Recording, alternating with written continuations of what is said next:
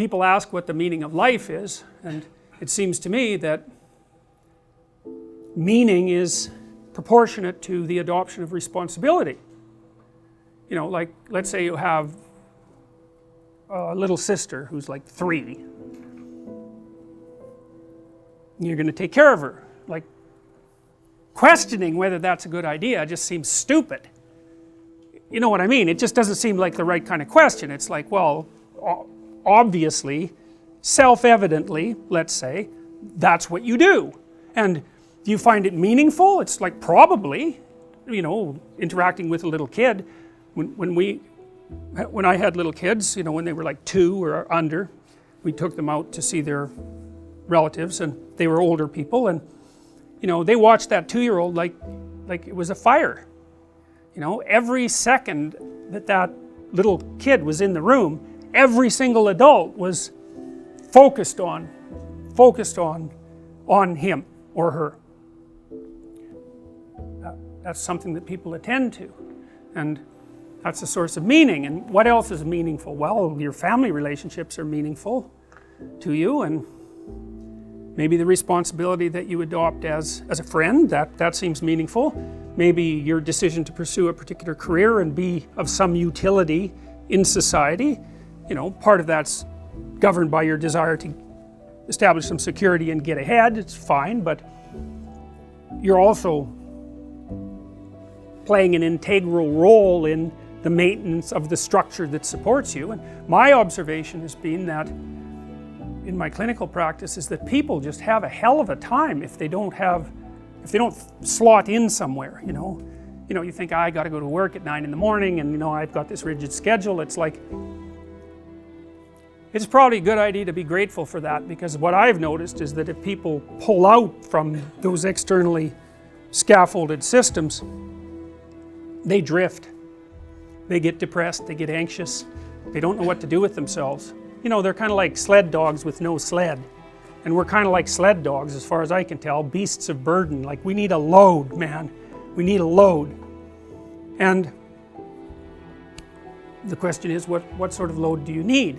And here's why I think we need that. You know, I've been thinking about how to figure out what's real for a long time. And because I'm an existentialist, I'm operating under the presupposition that you can tell what people believe by watching how they act.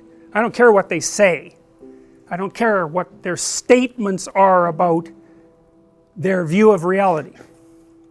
Because the relationship between that and their actual actions is certainly not perfect, and sometimes doesn't even exist. One thing I've noticed is that no one argues with their own pain. Everyone who hurts acts as if they believe that pain is real. So we could say, the ultimate reality is pain. That's how people act. It's in keeping with the claims of many religious traditions. You know, the Jews are always recollecting past pain. I mean, the Christian God is a crucified person. I mean, there's a fair bit of pain there. For the Buddhists, the fundamental maxim is that life is suffering. And it seems to me that there's a metaphysical claim there. And the metaphysical claim is that pain is real. Now, of course, it depends on what you mean by real. But people act as if their pain is real. So that's a good place to start. Now, that poses a problem.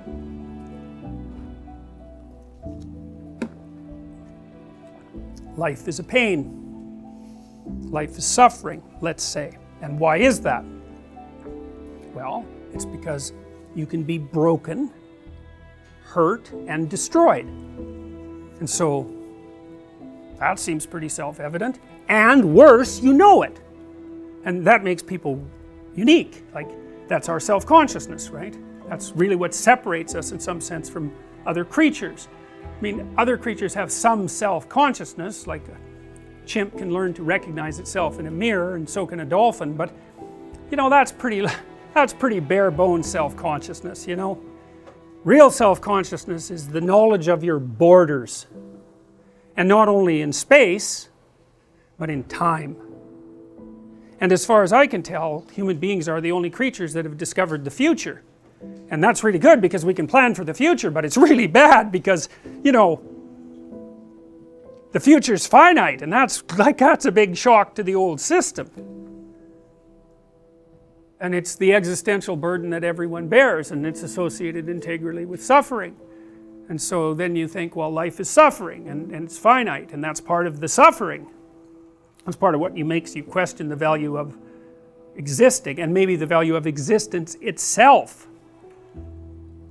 So then what do you have to use as a weapon against that? Well, you know, we talked a little bit about responsibility. That seems to work, you know. The amount of responsibility that you adopt in relationship to things seems to increase your meaningful engagement. And you might say, well, what's the most meaningfully engaged activity? And you might say, well, how about a little reduction in the old suffering, you know? So you live your life so that you're not causing undue pain, especially pointless pain. That would be good, and maybe you could even be more useful than that, and you could figure out some ways that some suffering, yours, other people's, both, if you're really, you know, hitting a home run, maybe you can figure out some way that some of that could be rectified. And that seems to be meaningful in and of itself. I mean, if it's pain that makes you doubt the meaning of life, which is perfectly reasonable, then the cessation of pain, the cessation of suffering, the minimization of suffering, as a logical corollary, should be the proper medication. And so I would say that means that there's some mode that you can conduct yourself in that makes you a good person. And part of being a good person is to alleviate suffering. And I don't think you get to question that, actually. If the suffering itself is what's making you question the validity of your life, then you can't also say that the cessation of that is not useful. I mean, you can, but it's completely incoherent.